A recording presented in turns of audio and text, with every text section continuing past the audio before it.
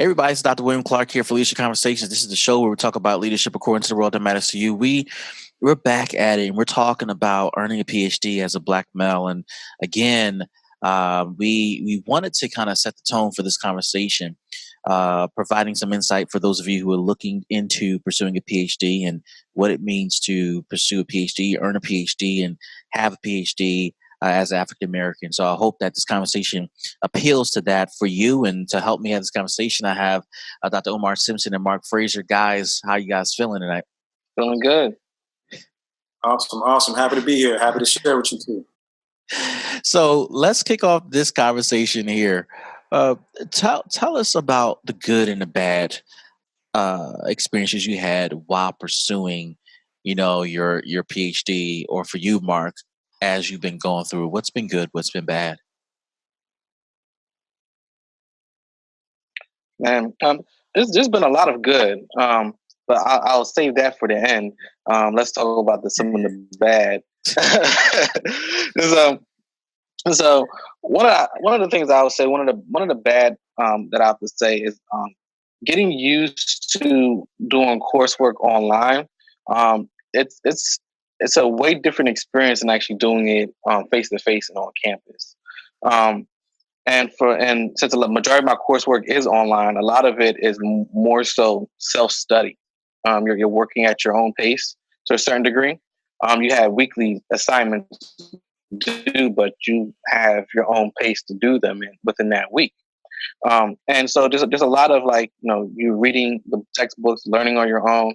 And if you're not self-motivated, and if you're not a go-getter in terms of going out and finding those answers, or reaching out to the professors, or reaching out to other classmates or colleagues to try to gain understanding of the content, you can find yourself quickly falling behind in the coursework, and becoming quickly frustrated. So I would say that's a bad that I had to get used to going into the program. The other bad, I would say, was more so access to funds. And so that was a bad thing for me, because as we probably would get into comparisons between the EDD and the PhD and other applied doctorates versus research intensive doctorates, you do have some funding differences where for the EDD you're doing financial aid, and so that was a kind of a bad thing to me, because I'm accumulating more debt primarily doing this program. And finding grant funding or finding other funding, though there are some for the EDD, is extremely limited when compared to that of the PhD. And so that is something that was more of a bad for me. But now let's talk about some good stuff. So the good stuff is, for the program that I'm doing, the flexibility. And so I talked about, kind of working at your own pace during that week.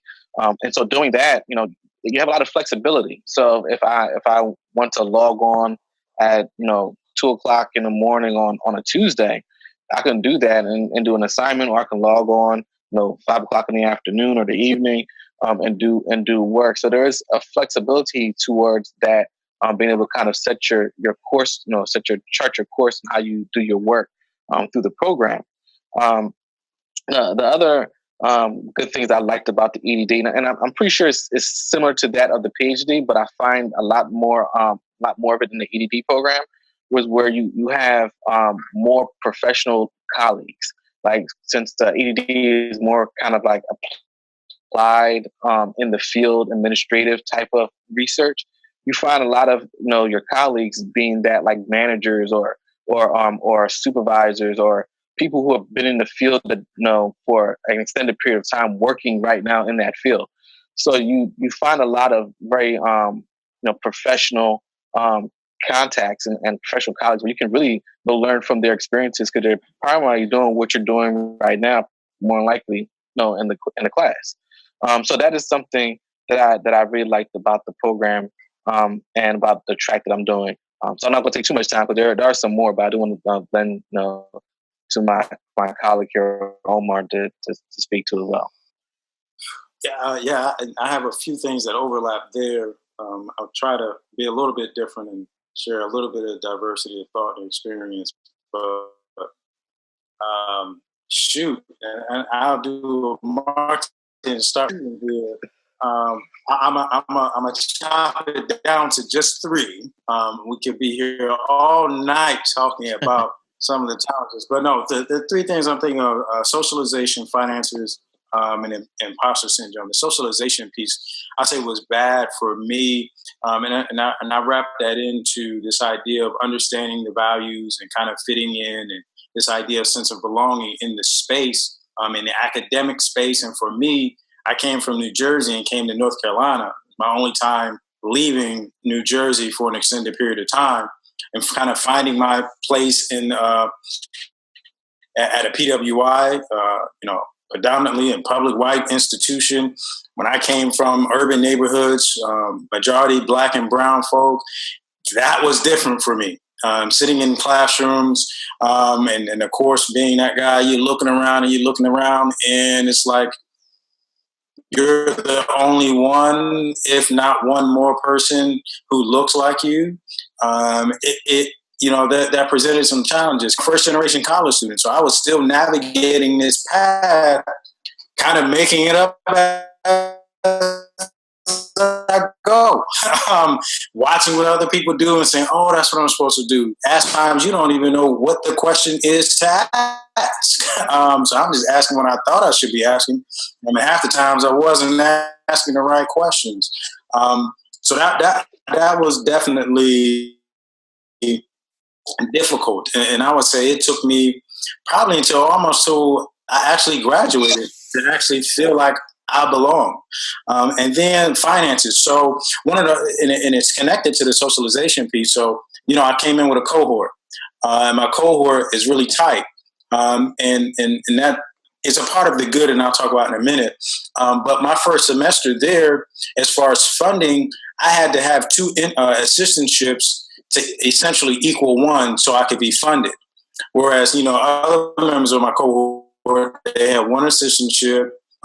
Their time was used doing that, and then they kind of socialized together. Definitely wanted me to be there and be a part of it, and I'm so thankful for them for that. However, I couldn't because I was working. I had to work, one, for funding, and two, because I was a poor. Like I was a poor kid coming in. I was poor as I went through, and dang, they were still poor when I finished. But that's a story for another day. But so I had to work, and that kind of changed my program, and kind of changed my experience, because I had to do more than others and just had to do a lot, period, just to make sure I was financially okay and had funding. The other piece is this idea, and you two know this, the imposter syndrome. I didn't feel like I belonged. I didn't feel like I was good enough to be there. I remember sitting in classrooms and I hear, 5 words in each sentence that I'd never heard of in my life. And I'm sitting here like, my Lord, how am I supposed to keep up here? I don't even know what y'all talking about in these sentences. And I remember I talked to one of my advisors, like, look, man, this ain't going to work. This ain't it. Like, how the heck am I supposed to keep up? How am I supposed to do this work and do these readings? I don't even understand this stuff. And he said, oh, man, you got to understand. Here's what I did.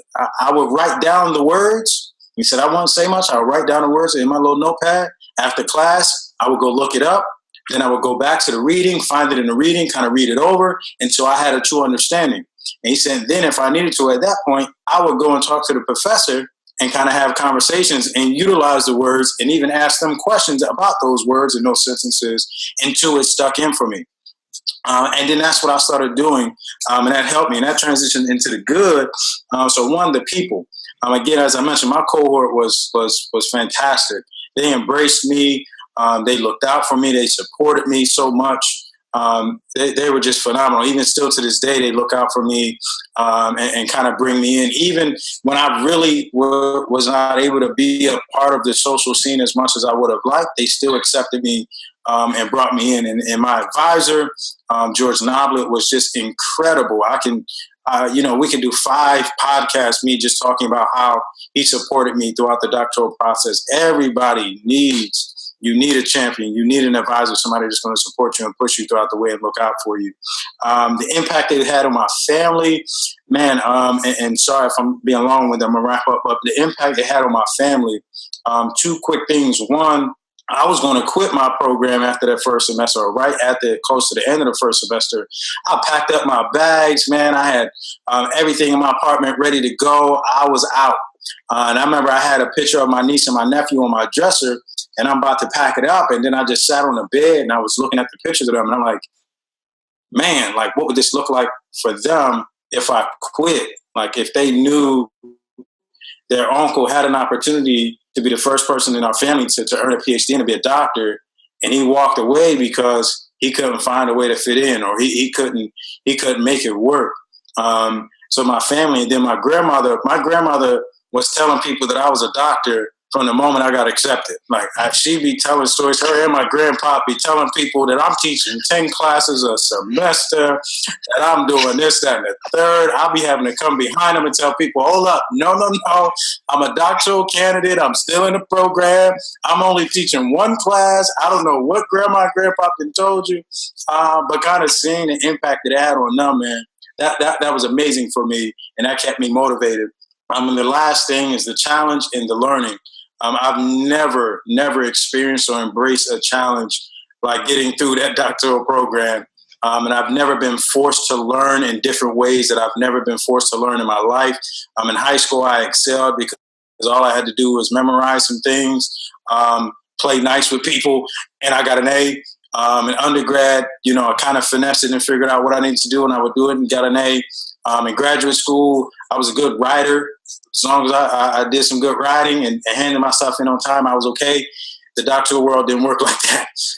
So it pushed me in a different way of learning, pushed me in a different way of asking questions, having a higher order of thinking and thinking about some more meaningful things that actually matter.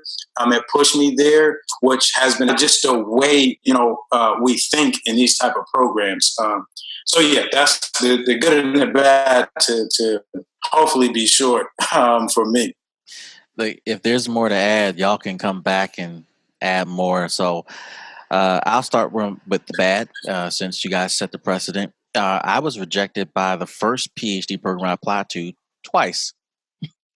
And I was rejected. I forgot the first reason I was rejected. I think they said that what I wanted to study, it's kind of an interview process depending on the school you go to, but what I wanted to study wasn't supported or relevant to their academic content, which I totally disagreed with. So I reapplied to that first institution and, touched up some things and got better at talking about what I wanted to study and finding relevancy. At least I thought I did. So every Black church has a watch night service, which is typically December 31st. So I walk into my home church and I have to preach that night. And my dad walks up to me and gives me a letter. Says, "Hey, this came in the mail for you today." So I'm on cloud nine, like, man, I'm about to preach the paint off the walls, and I'm about to get into this PhD program, man. So 5 minutes before service starts, I open a letter, read it, and I got rejected. And man, I don't know how I made it through that service because I was heated, and I ended up looking at Regent. Now, I heard about Regent years prior from one of my professors who told me about it, and I just didn't think anything of it. So I applied, told him what happened, and man, this was heated. I got in. So that the bad was getting rejected twice, but it also led to me getting into Regent, which was an amazing experience. The other bad, similar to you guys, money. Ran out of money. I had exhausted my loan capacity by the first or second semester in the doctoral process. It's expensive to go to get a master's degree, let alone a PhD. And I ran out of money. So then that led to the good. The first good was I found money. At that time that I was I was starting a program, I restarted my real estate business and was able to, develop a nice little rental portfolio that on a monthly basis paid for my doctoral degree. So I self-financed the remaining 2.5, 3 years of my education. Mark, Wow. similar to you, you know, That's huge. I didn't find scholarships that I thought I could qualify for. And even if I applied, it just didn't work. And I don't know. It's just different for whatever program you're in. So I self-financed. So it was a testament to resiliency because I lost my business 3 years prior. It was a really hard experience. My ego was bruised, and a lot of things were harmed as a result of losing my business.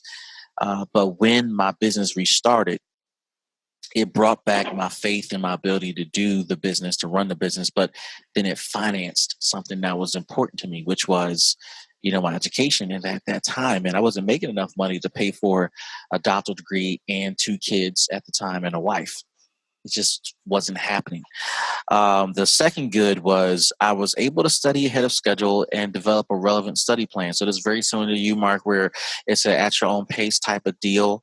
I was able to, one of the best pieces of advice I got was to look ahead and think about what I want to study and try to figure that out as quick as possible. Once I figure out what I want to study or focus my time on, even if it's not exact, but close to it, to focus my articles, my research papers, my research projects, my consultative projects, and my discussions all on that topic. So what that meant was the 3 years of class time prior to being, released to do my research phase, all my class time is being properly invested into the subject matter that mattered to me, into my research. That made a complete difference in how I approached the program. So that was a really good thing. The third good thing was the residency experience, having the opportunity to meet guys and men and women from all over the world who were not only believers, but scholars who were invested in their education, who wanted to make a change in their country, in their state or city. And it was a multicultural experience that I think about quite often.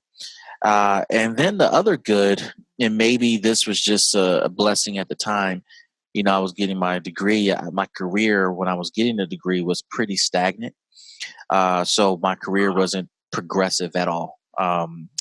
And that, while it bothered me because it kept me flatlined economically, it was the best time to get the degree because my job didn't require a lot of me. I was able to streamline a lot of my tasks at work, and it provided me quite a bit of time to research, read, study, and write. And a lot of the stuff I was reading, researching, and studying and writing about was, relevant to the case studies that I was seeing at work every day. So those are the good. So, I mean, did y'all have more y'all wanted to share about the good and the bad that you thought would be relevant to the audience? I will say one of the things that's important as far as with the doctoral process, you have to know what are you going for next, and what is it going to take to get there. I think there are some assumptions that are made within the doctoral program that just because you finished, you're going to automatically get to where you want to go in that next step. However, that's not the case. It's not the case. I found out closer to the end of my program that to go into an assistant professorship, it will be imperative that I had several publications already on my CV to be a viable candidate, to even be looked at as a viable candidate for a professorship. I thought going through, once I finish, I'll pull off pieces off my dissertation, I'll publish those, I'll start to connect with some folk and do some things there, I'll be in good shape. No, I was supposed to have been publishing while I was in the program. That way I would have been set up for a professorship afterwards, or even, some type of fellowship or something to that nature, where I would have been situated in such a way or positioned in such a way that I can go ahead and go on and get a professorship or an assistant professorship at some school. I had no idea. I didn't know that. Which I later learned, and I'll say that was both good and bad. Bad because I didn't know, And also because I didn't know to ask that. that was from people who took a liking to me and took on a mentorship role and started to say, Omar, have you published? I'm like, nah, I don't need to do that right now. I'm good. No, you're not. Omar, we got to start working on some things. I'm like, well, I didn't know that. So that was definitely being positioned for my next step. And again, still in that same vein, though, as far as the good, you go to these different conferences, which they did tell me that it's important to go to, the major conferences and to connect with other scholars and kind of hear some of the work that's happening and kind of see where you fit in the scholarly world. I met some people who were amazing. Outside of the great mentors that I already had, I was able to connect with the nation, and I saw the game. I saw how a lot of this stuff works, man. When I see, such and such, you did this presentation or you're writing this piece, let me know about it or send it over to me for my journal or my book, or we're going to send this opportunity to you. I started to see how different things were going on. And I think that's a major piece as well, man, with anything. But definitely this whole PhD and doctoral world is learning the game. Like, for me, I felt like I was in it, but didn't know what was happening around me. I didn't know I was a part of this game, and I had to learn the process, the rules, and what I needed to do to be successful. Yep. Definitely. I agree with Omar because, as first generation, we don't really have people that's going before us that's really, can school us on the game. You know, like, this is what you're going to do. This is how you got to go about it. I've had some colleagues that I've met who have gone through the doctoral process who aren't first generation. They've had their father, their grandfather have doctorate degrees, the professors and all that. And so they're going through their doctoral process, and it's like a piece of cake to them, like, because they got people who done paved the way for them. They pretty much following in their footsteps, And so when we kind of have to carve our own way out, it really is, us trying to really figure out and navigate a world that we are that's strange to us, And one of the things that I have to say, and we'll probably will get to this in this podcast, is that even though the PhD and the EDD and there's other doctoral degrees as well, they may be different in nature, but particularly for the EDD and the PhD, they're both considered research doctorates. And some people don't equate the two as being research doctorates. And even though more conditioned or prone to be built into the PhD tracks, like such as going to conferences and presenting at conferences and teaching experiences and stuff like that, you can still get those experiences with the EDD too as well. You just got to be educated on it, and you got to go after it. And it's kind of like what I talked about a little bit earlier, where you kind of have to go after what it is that you want. You have to know what you want. You have to know what you want to do, and you have to go for that. Like, so even at Liberty, like, for instance, I'm online and I'm doing online coursework. But I've had an opportunity to go to conferences, and I've had an opportunity to teach some coursework and online and teach some coursework in person as well. And had a chance to do some publications and all that too.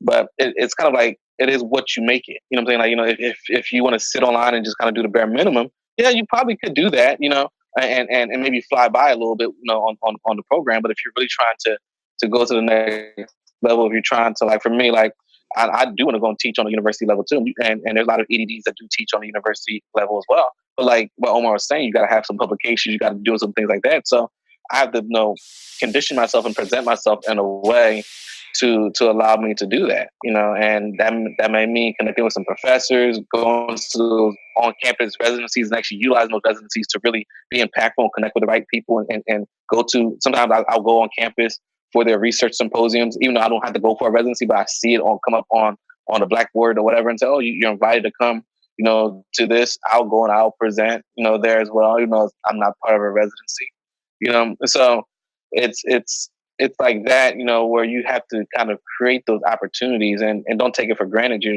We're here, you're spending money, spending time, get all you can get from it.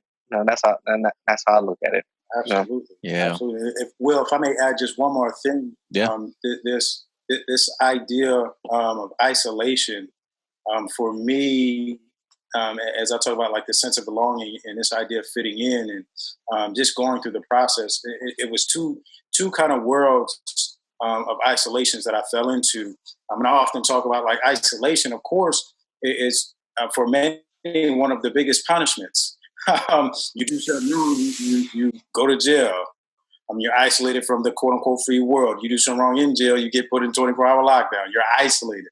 Like that's just this big thought process around isolation. However, for myself, when I first entered the program and during the first parts of the program, I put my own self in isolation because I felt like I didn't fit in and I felt like people wouldn't understand me or get me or understand my experiences. So I isolated myself. And that was not good at all. That put me in a situation where, one, I wasn't acquiring some of the social skills or the social capital that was within my cohort and within the school, which was pretty difficult. And I've talked to others and many others. The program can isolate you from the practical world. But for me coming in, I did a lot of community work, I did speaking, just did a lot of work in community. So once I got there, I was like, by way of disconnected from, and to some extent structurally and strategically. And I used to talk about this in our classes, like because of we have to do so much from an academic standpoint, and we have to be really locked in on our work and our writing and our scholarship and our research. You really don't have the time to be as connected to the practical work that's going on.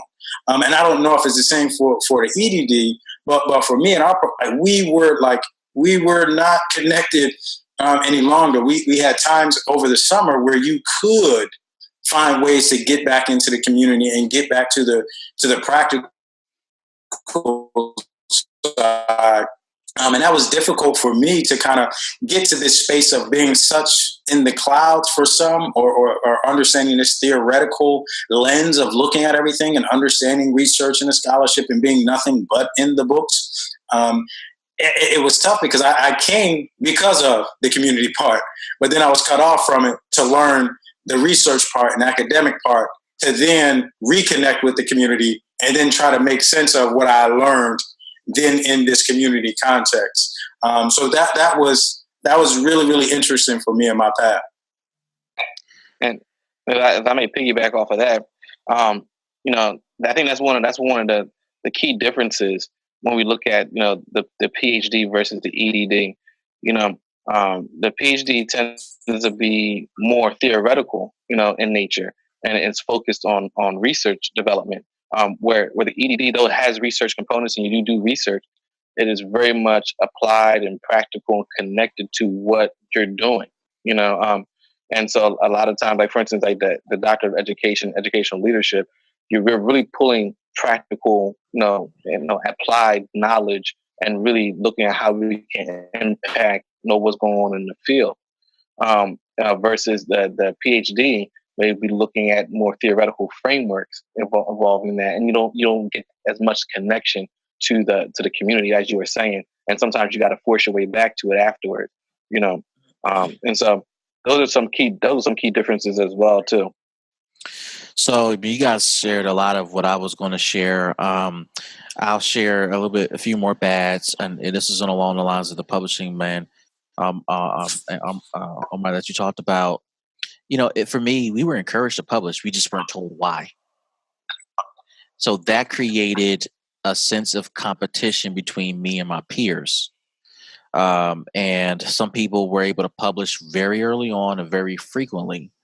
I was not able to. I wasn't. Some of my work wasn't up to par to publish. Although well graded, got good feedback, it just wasn't ready for publishing until I was further down the road. And so that sense of competing with those who were able to do that quite early on and frequently in the process, just wasn't, it wasn't necessarily the healthiest thing. But I think, ultimately, when you look at it in the grand scheme of things, depending on the pathway that you choose or was chosen for you by God, you look back at it and you realize, okay, right? I can see the benefits and the downsides of both. For me, I started publishing towards the end of the program and quite a bit afterwards, and taking into my own hands, my own publishing, right? So, there was a stigmatism then. Years before we started our programs of self-publishing, right? And so for me, I made up my mind I was going to both self-publish and be published because I wanted to be able to have my work out there and have it logged on my CV, published by XYZ publisher that's reputable and well known and recognized. But then also, I want the freedom of my content and other ways where I can pick up, produce, print, sell my own stuff at my own price at my own time. And that just works for me. But that leads to another bad, which is also good for me, and that is deciding during my first week residency between a PhD and a DSL.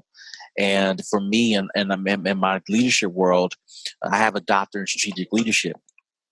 At Regent, there's a PhD in strategic leadership. And I was wrestling with which one to choose. And you had 3 or 4 days to figure it out before you got deep into the work for reasons you all talked about. Because the PhD is research heavy, the DSL is a practitioner's degree. It's the difference between becoming a medical doctor who's a practitioner in a local hospital or clinic versus a research doctor who researches diseases and gives perceived solutions based upon tests, etc. In our world, when it comes to the worlds that we're talking about, it's the same. And the reason I wrestled was because the PhD appeared to be more prestigious and well recognized and respected. I ultimately decided on the practitioner's degree because I could not see myself being a researcher and being limited by that.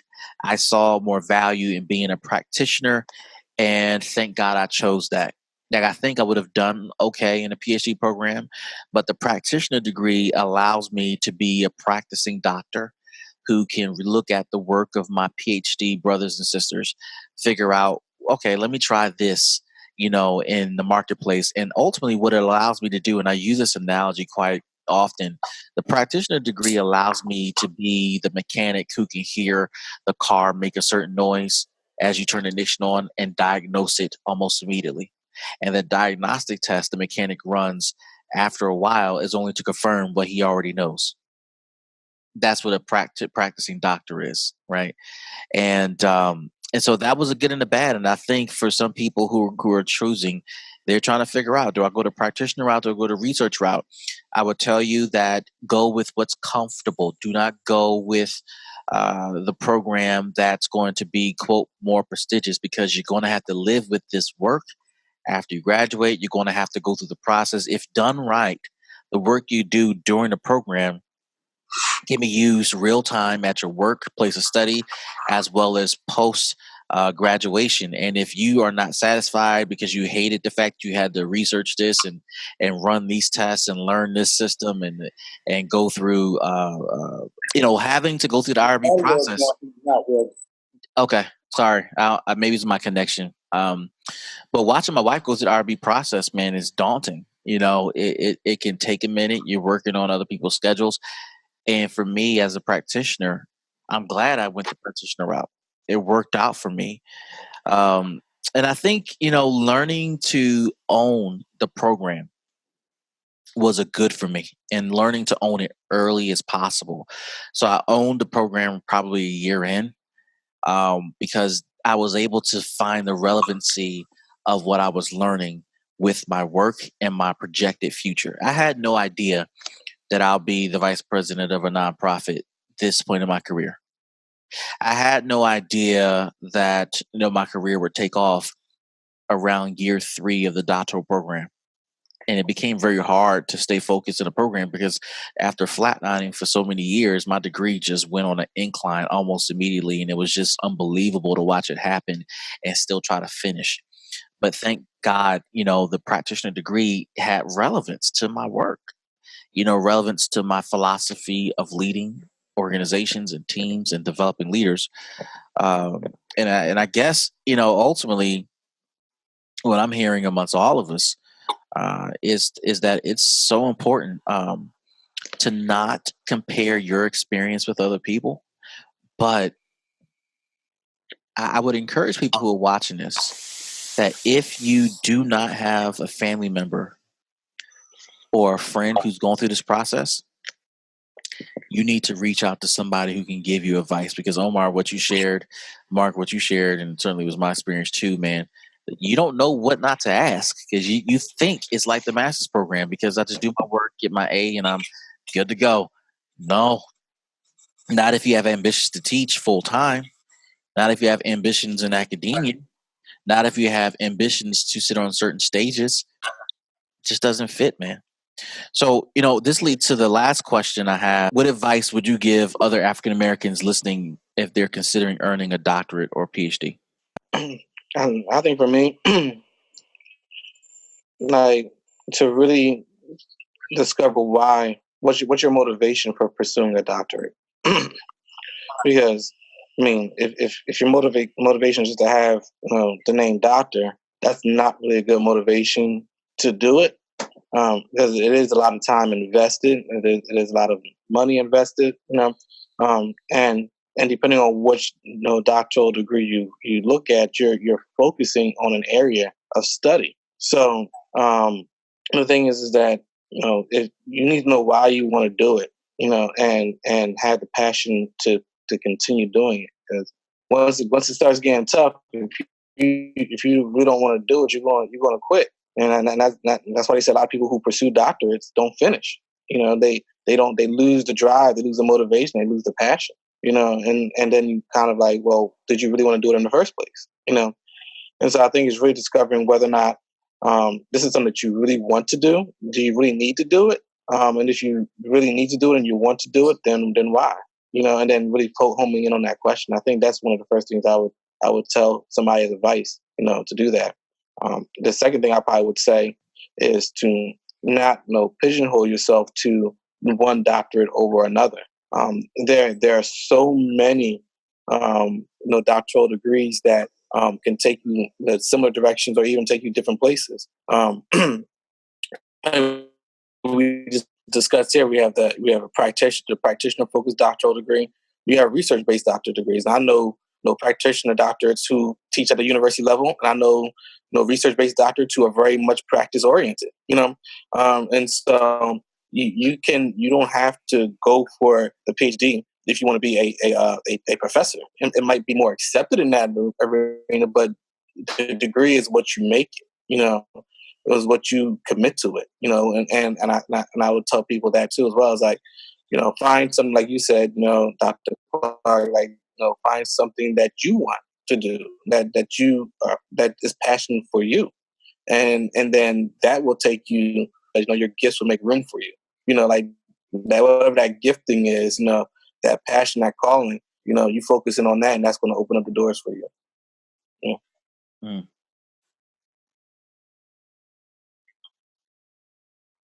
And I co-sign all of that. Everything. Oh man, that motivation and the why. That is. I would have started from there as well. That is, yeah. That can change the game. That could be the difference of you finishing or not. That could be the difference of you getting past that first semester. Is if you're truly tapped into that why. But I'm man. It's so much. And I'm gonna be quick, Will. I won't be long-winded. However, there's a bunch that I want to get to. Yeah. Because I know for somebody like me, if there's a Omar 5 years ago listening on here, there's going to be so much that he doesn't know. That Omar 5 years ago, if he could have heard some of these things, like the things that Mark said, and the thing I'm about to share, and the things you'll share, it would have made a world of difference. So I'll be quick though. But one is find a mentor. Find a mentor who is in the field, who is has some type of experience in what you want to do or has done what you want to do to help guide, your path and answer questions. And like Will was saying, and like we've been saying, to help you know what questions to ask, because that is what's going to be most important. We have not because we ask not, but we have, but we don't know what to ask, so we can't have it. So having people that can actually help you figure out and formulate and communicate the appropriate questions to ask is critically important. The ROI, the return on investment, like you mentioned, why the heck are you doing this? But also know what's the next step. Like, when we talked in the other session about, would you do the same thing again? And kind of what did it set you up for? Did you need the degree to do what you want to do? So knowing, okay, so I'm going to get this degree. I'm going to go through this process, pay the money, so on and so forth. But on the other end, once it's over, once it's done, what is that going to do for me? What is this going to springboard for me? And there's going to be so much that you don't know. Like for me now, there's so many doors that are open that I had no idea about when I started. I didn't know those doors existed. However, in my mind, I knew, okay, I knew faculty, I knew books, and I knew these different things that the PhD was going to allow me to do. But you have to know that what is your, what's the return on your investment? The other piece is funding. I know, like, if you want to do it, do it. However, please find funding. Please. The stress that comes along with taking out the loans for your PhD or EDD programs or any professional school, the stress alone of just taking them out could be detrimental as you get, for you getting through. And then once you finish, it can be difficult. Of course, it's possible. I would never say, I would never tell nobody not to take loans. I took loans. I'm paying off stuff now. I'll probably be paying it off for a long time. But I was funded, and I found funding. Like I said earlier, I had 2 assistantships. I had to work 2 separate appointments to get funding. But talk to your faculty advisor, talk to people on campus, talk to the administrators. I mean, push them to find funding for you. There are so many opportunities on campus. And again, going back to the asking questions, I found out different ways how people were finessing finding funding, teaching this class here or teaching that class and combining things. And that, allowed them to get funding. Find funding. Do not, if you don't have to, do not pay for that program yourself. They will help you find funding. Ask those questions. Do research online. That's the other piece. Research the faculty. Make sure that you can connect with at least 2 to 3 of the faculty members. I know every program is different, but most you'll have to formulate a committee for exams and dissertations, so on and so forth. Make sure you're finding people that you can relate to, that are doing research in an area that you're interested in, or that can relate to the research you want to do. Because if you don't have faculty like that, the program could be long, draining, and put you in a position where you don't even want to do it anymore. Because I hate to say it, but at certain points, the faculty are gatekeepers. They can decide whether you move on in the program or not. Or one, you may not get in, first of all, but beyond that, it's going to be difficult to persist and complete. And the last thing, and I'll shut up, is conferences. One thing that I learned was definitely going to the conferences in your area, and not area geographically, but area as far as discipline and study. Making sure, find out whatever the major conferences are, find out where the faculty are going, and you go. And then after you go, find out what do you need to do to present. When is the call for proposals? What are they looking for in presenters? And put in those proposals, connect with your peers, connect with other faculty as far as putting in proposals, and start presenting at these conferences. As we talked about earlier, especially if you're going into the professorship, those publications are key. But the other piece is presentations. Like, are you producing research? Are you being somebody that's offering something to the field? And that can be deemed by, are you presenting at these major conferences? So you definitely want to go for the experience and to connect, but you also want to figure out what you need to do to present there. So thank you guys for sharing that. My advice, some of it is very similar. I would encourage you who is watching to study your passion. The reason I say that, as it was stated before, you will find moments of, you will find reasons to quit. You will find moments where you just don't want to do it. Your passion area of study will keep you focused and motivated when you don't want to do it. I was fortunate where I only had one class I hated out of all the classes I took. And when I realized studying leadership meant a lot to me, it meant a lot to my future, it meant a lot to my career, my areas of interest, and my functionability in the marketplace, it was a no brainer for me, right? And I would encourage you to study what makes sense for you. Do not study things because it's cool or sexy today. Study things where you can learn and where you can add value. I will tell you also to have a vision for your degree. Do not do this for the DR. Do not do this to be called Dr. So and so, because after a while, if you're called Dr. So and so and you can't produce, whether it's academically or in the marketplace, that DR means absolutely nothing. The DR means nothing if you absolutely hated the experience, because every time people call you Dr. Clark or Dr. Simpson or Dr. Frazier, it's going to bring back terrible memories of what you absolutely hated about that season in your life. So don't do it for the DR. Don't do it for the name recognition. Don't do it for the fame. It is not going to make a difference for you at all. The next thing I'll share with you is be ready for new experiences.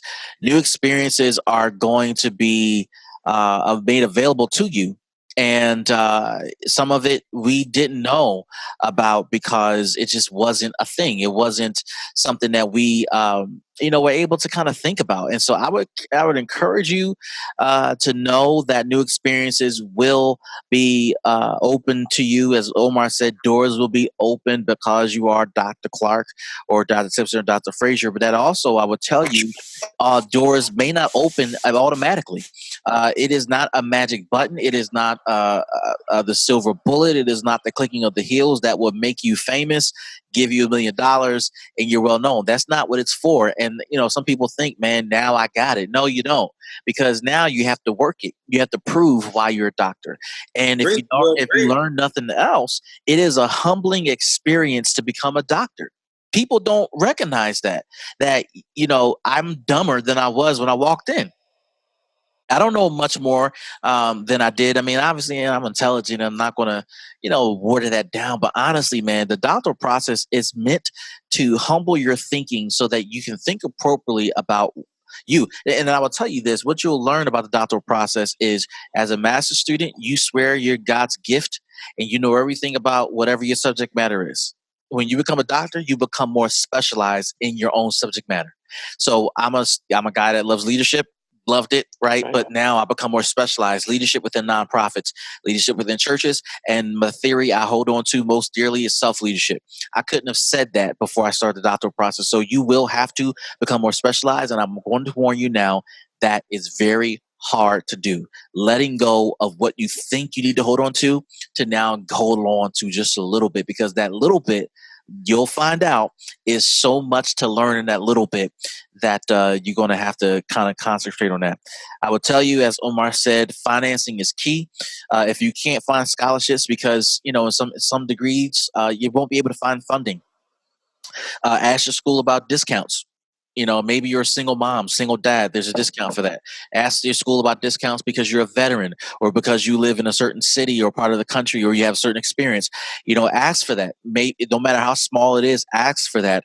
And then for financing ideas, I was fortunate because I love real estate and I love investing.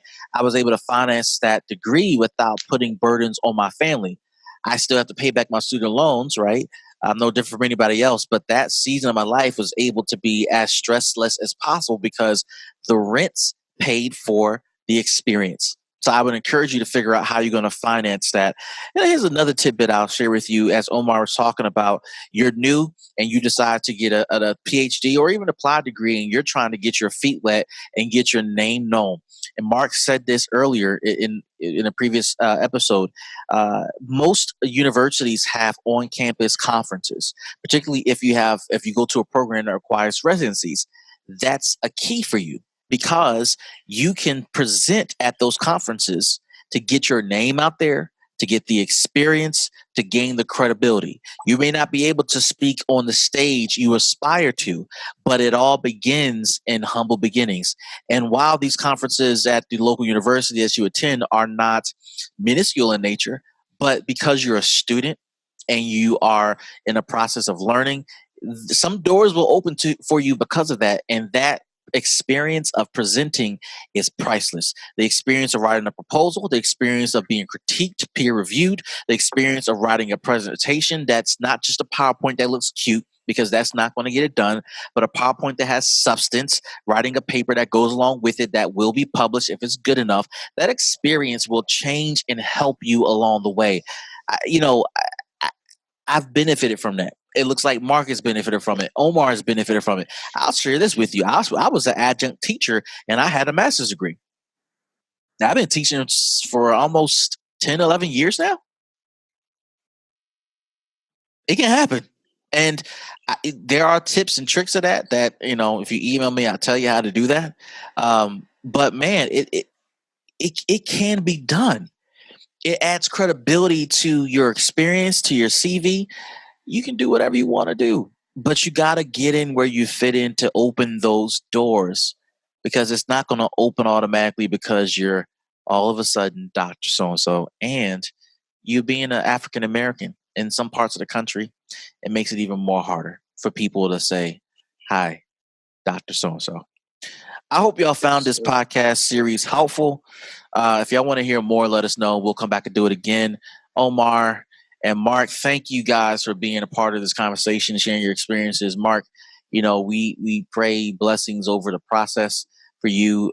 We encourage you to stay focused and stay hungry, because there is light at the end of the tunnel that's coming, and it's blessings after that, at the end of that tunnel. Guys, thanks again. Thank you, Will. Thank you. Thank you.